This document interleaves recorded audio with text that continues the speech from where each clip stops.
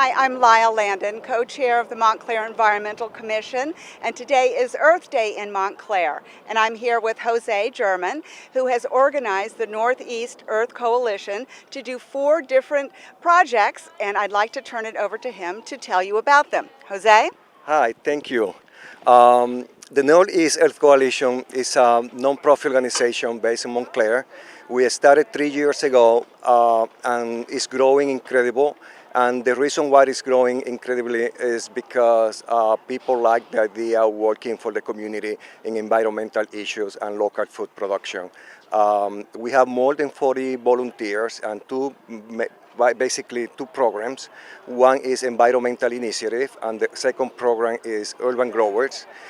Today, in celebration of the Earth Day, we are honoring our commitment to improve the quality of life of many locally, because we believe that acting locally is better for a more sustainable world. We are doing a project today in Crane Park, and then another in Pine Street. In Pine Street, people and neighbors are getting together, collecting garbage, debris, and recycling. Also beautification project, planting flowers around the tree and in containers. It's amazing to see the enthusiasm they have for all of these things, and this is, the best way to celebrate Earth Day. I think we are very blessed in Montclair to have such many organizations doing wonderful job today. His organization is the one that really attracts the most volunteers, and it's great because when he has a project, he goes to that community, and it is amazing how many people come out. So for instance, at Pine Street today, you have a lot of people volunteering from the church. Here we are on the corner of Greenwood and Montclair Avenue, and we have lots of volunteers from the Wellmont Theater that are here today. So please, if you have a project that you think would be of interest, Jose would love to hear from you and get the community involved, because as he said, it has really made a big improvement in terms of bringing people together and giving them a common focus. And actually, it's called the Northeast Earth Coalition, and that's because even though it started here in Montclair, it has expanded to other neighboring towns. So can you tell us a little bit about what you're doing in Patterson and Passaic and the new one in East Orange? Yes, we have representation in different communities in northern New Jersey and expanding really quick. Sometimes I'm scared about the growing of the organization, the growth of the organization. But we have programs in Totowa, a community garden there. We also have 2 programs in Patterson. One in Rosa Parks Boulevard, that is the Green Acre Community Garden, which is producing probably more than 4,000 pounds of food for the community. It's amazing the work they are doing there. The area was, a very high crime area in the past.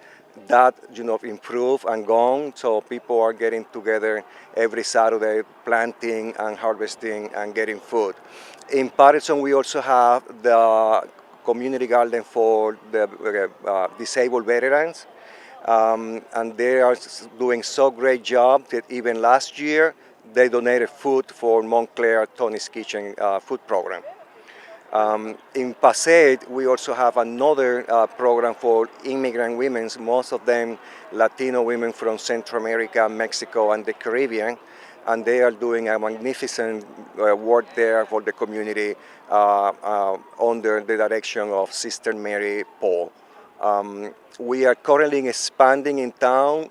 In addition to Pine Street and Crane Park, we are moving now to First Congregational Church in South Fullerton Street, and probably creating another program in St. Mount Carmel Church.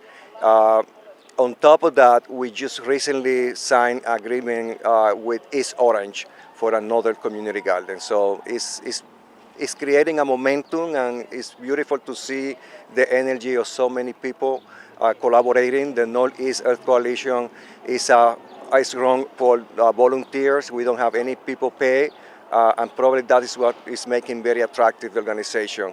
So if you want to volunteer, if you want to donate time, and if you want to donate money, it's great because your donation and collaboration is going 100% to the community. Great, thank you very much. This is a testament to this as being the opportunity for volunteers to come together, and this is One Planet, but it started here in Montclair. Thank you. Here we are at Crane Park, and I'm talking to Councilwoman Renee Baskerville, and she is a Montclair native and has a very interesting history with the parks, and she's going to tell you about them in Montclair, but mostly about where we are today for Earth Day. Yes, thank you. What a glorious day this is, and I'm just so excited to be participating and a part of the Earth Day activities here. We were talking earlier about why am I here, and I'm here because Montclair is home to me for decades, and because I believe in trying to preserve and enhance all of our neighborhoods. And so when the Northeast Earth Coalition invited me to participate in the activities today, I was really excited. I was over on Pine Street. I started out there, here now, and I'm going to go down to the property by the train station later on. Great. Wonderful.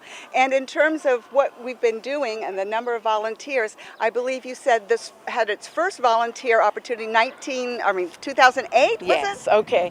And so we were looking at where we were in 2008. That was the year that I was first elected in the township of Montclair. And I remember that when we tried to do a neighborhood cleanup of this park in '08, it turned out to be Mr. Scott, Bobby Schlafer, myself, and maybe one or two other residents that came out. But when I look here today, I'm just overjoyed because there's more than 40 volunteers that came out today, and we have the Wellmont Welldoers, and I don't even think they were in existence then, along with the Northeast Earth Coalition. We have Marcia Almedia, who has chaired the Park and Recreation for the Township of Montclair, and it's a real collaborative effort today, and so my heart is warmed, and yeah, we're really moving in a great direction. A lot of this, I believe, can be attributed to the steadfastness of Jose German, because he saw a need and he doesn't take no for an answer. And he was able to come out. I think this is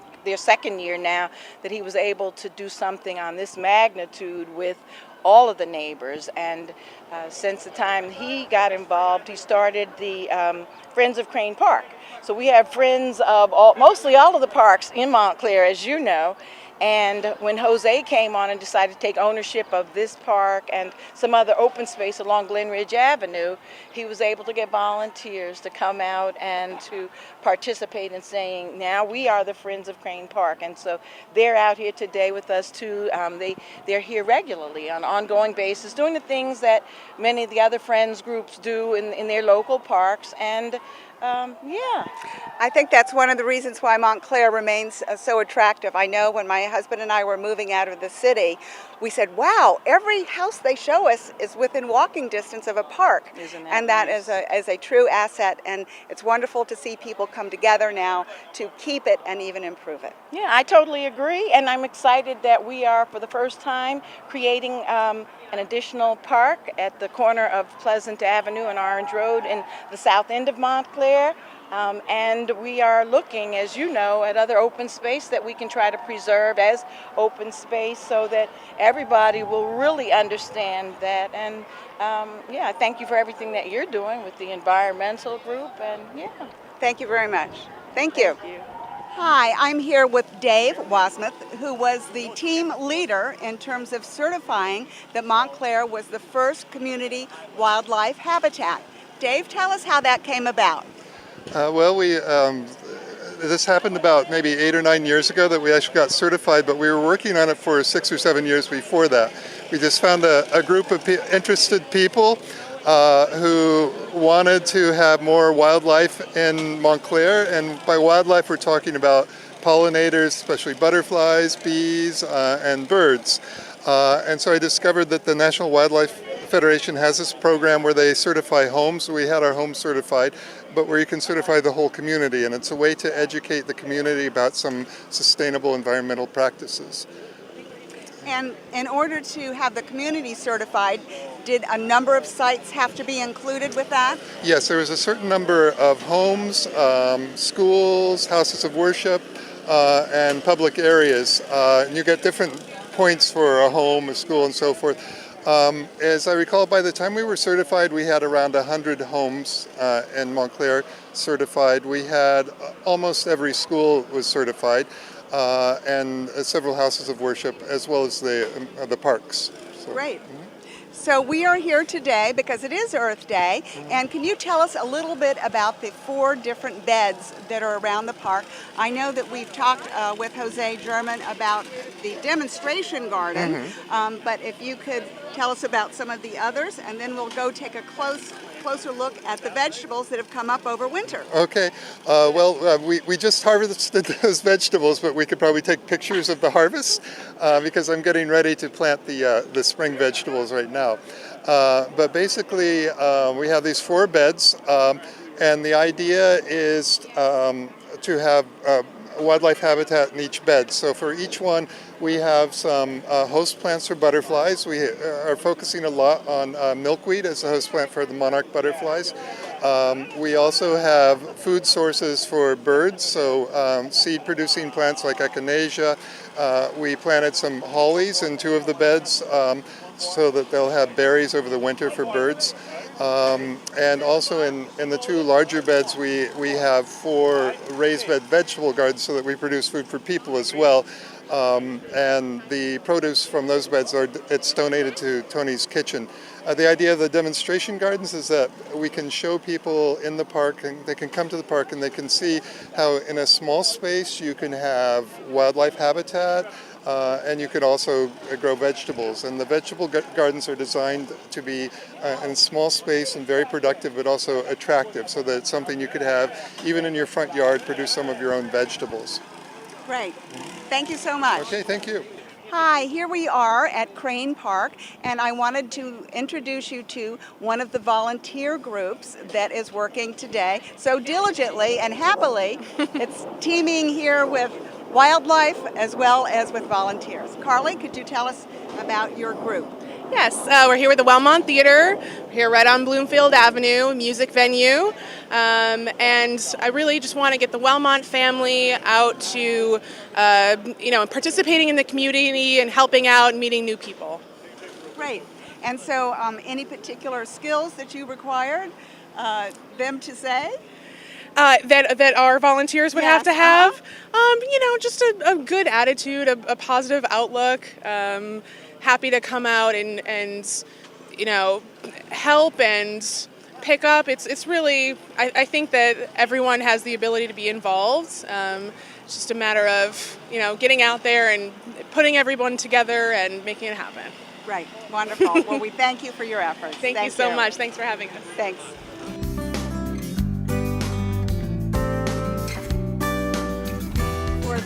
Before the Frosty, actually. This is which is usually around April 21st is the last frost date. It's safe to plant out.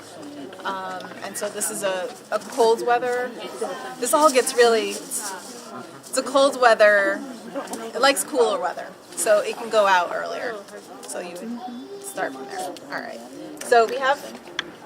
So it wouldn't be too late right now to try it. It wouldn't be too late. And you know what? There's also no rules, so you can play around with it too. But it's not. Trying to get fire. So I will say that this soil is a little bit coarse for doing seed germination. This is more of like a garden soil.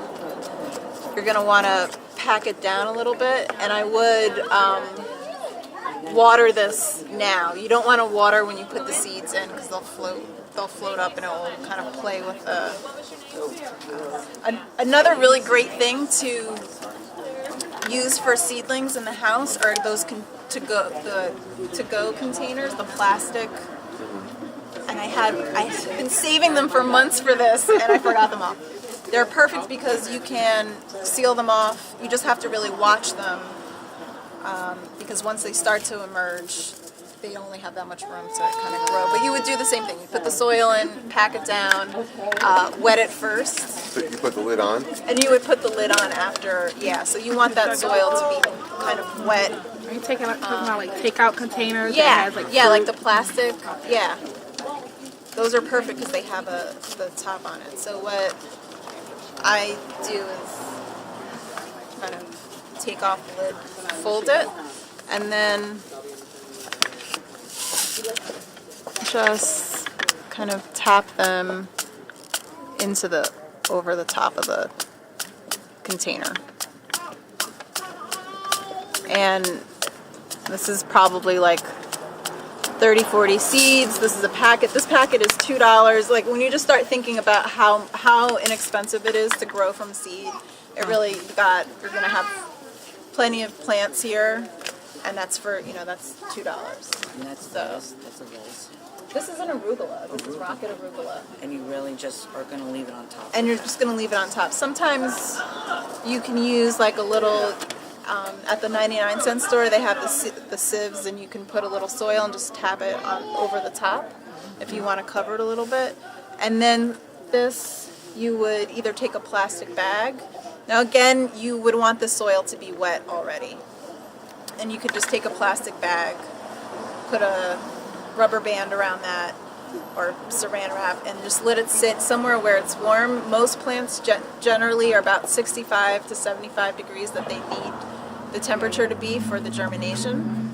And if this says 7 to 14 days, I bet this would probably be about 7 days, and you'll start having the seedlings. And then you can start pricking them out into other containers, because you don't want them growing so close together, and that way then you can have the separate plants. So. When you pull them out, how do you do that? So that picture that I had with that little wooden, almost that kind of looked like this. I just used a pocket knife, and I just kind of scraped off to make like a little pointy stick, basically. You could use a stick. You could just use if you sharpened it, To pull and them then out, you're just not gonna disturb kind of the wiggle. other- Yeah. One thing I want to say is this cup is compostable, and you can plant here and put it in the soil on the ground immediately. So the only thing that you need to do is remove the bottom, and you have your seed ready to be transplanted entirely. This will be decomposing. Right. Have you done it? Yeah, And it works? it works. Yes, I've done it. Yeah.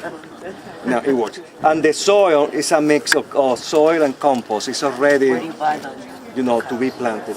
I don't know. The question is, where do you get the cups? The cups, I got it in Amazing something. It's Amazing savings? yeah, For real? yeah. Amazing something. Amazing something. Yeah, Really? yeah. You can get it there. Very cheap. Very cheap. That's cheap, doesn't it? It Yeah. solves everything. So this one was the kale, which you can see the seeds are really tiny on the top. They'll just sit on the top. But if you have something that's a bigger seed, And once you cover them up, that's it, right? You don't have to water them anymore, or you don't want to water them. So you want to let that moisture that's in the soil. Again, I would have watered this before doing this, and then that moisture is going to be enough to get them going. okay. You set it on a tray or something? You could set it on a tray. You could. It all depends. So, like in my apartment in New York City, which is I'm always in t-shirts and shorts all winter long. It's really hot. I would put this in a tray and let it. If it's. But when I come to Montclair and I'm at my parents' house, I'm always freezing and in a coat. I would just cover this and put it in the sun, because then otherwise it's too wet. It will. Like that picture of the dampening off, that will probably be what's going to happen. So in New York, where it's hot, you do what? I do keep it, unless you have a really hot house. I don't know. I would keep it in a little tray. These are raised up at the bottom, so I would keep it in a tray with a little water. Then you might water it from the bottom if you Only need to. water from the bottom. Okay. When you're dealing with seeds, you do not want to water from the top unless it's.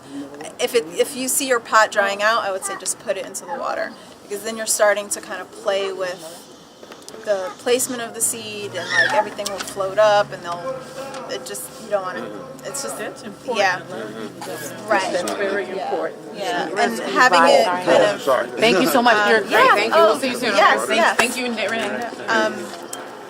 and having that like packed down, nice to meet you, also it helps because it can also start to get moldy. There's a lot of opportunity for things to go a little bit wrong. So you have to watch it. You do have to watch it, and you also really, I was saying earlier, those plastic to-go containers that you also use a lot less soil too, so you can just kind of put it into a shallow little to-go container, and then when you put the lid on top, it's kind of really creating a perfect environment. But if it starts to, so you really have to check it because you'll start to see the soil rise up, you'll start to see that emergence. And if you don't take it off soon enough, then they're hitting the top of that plastic or the plastic cover over or something like this. So I have buckwheat, which is a really great plant for bees. Love buckwheat. It's also great for soil for helping soil. I'm like forgetting what it's. Soil quality. Yeah, thank you. Quality. Honeybees like the buckwheat? They do. Buckwheat the hum of the bees with buckwheat is amazing. And it's also pretty cool to see buckwheat growing and you can eat it. Is that good for a cover crop? It's a great cover crop. That's the word I'm looking for. Thank you. It's a great cover crop. It's great for if you want to, restore a certain area or give one area a little break and just have like a nice. It's got a beautiful flower. It's very light. It's When would you use a cover crop? you could use it going into winter. Buckwheat kind of is it's spring through fall. It says so at any point. It depends on which one because there's peas or legumes that you would put in that are more of a winter, fall, like colder weather. So. Again, there's lots of internet or books. I do have some, if people want to look through them at all, I have some books here that are great, and I have a bunch of catalogs that I don't need, so if people want to For real? grab, yeah. Oh, I was writing them down. This is my favorite. Gardeners, I have that. Is the Gardner Supply Company. They really have a lot of cool things. You can also make a lot. You can go through this and make your own things and just use your own materials, but they're good. Yeah, definitely. People who live around here might be interested that Cornucopia will have 2 more programs. One in April, and I'm not sure of the date, but I think it'll be on Saturday, and then another one in May 16th, I think, where you can go around. Go to 56 Gordonhurst to see where the others are, or look on Facebook again. We'll have an announcement on Facebook. Facebook. So these seeds are a lot bigger, and they're going to need to be deeper they're going to have to be planted. These are buckwheat seeds, so these will have to be covered. And the first time I think I shared that I didn't really know what I was doing when I first started this and said that I did. And so my boss told me to salt and pepper the soil. And he came in and he's like, I just said salt and pepper. And I was like, well, clearly I use a lot more salt and pepper than you do. So you just want to leave a little space between these things. Something like this you could just really pop out of. You don't have to prick it out. So a cover crop or some things you could just. Are you going to show us how much soil to put on top of I am. I definitely am. We need to see the whole thing. So then you're just gonna. This soil is a little chunky. I would use a sieve to kind of just to tap out the chunks a little bit. So you're just going to cover. Basically, the rule of thumb is the size of the seed is the depth that it needs to be. And then you would just press it down again and cover that, and it's ready to go. So if anybody wants kale or buckwheat or wants to do something themselves, there's I think a bunch of different seeds here that are here for people to use. And, well,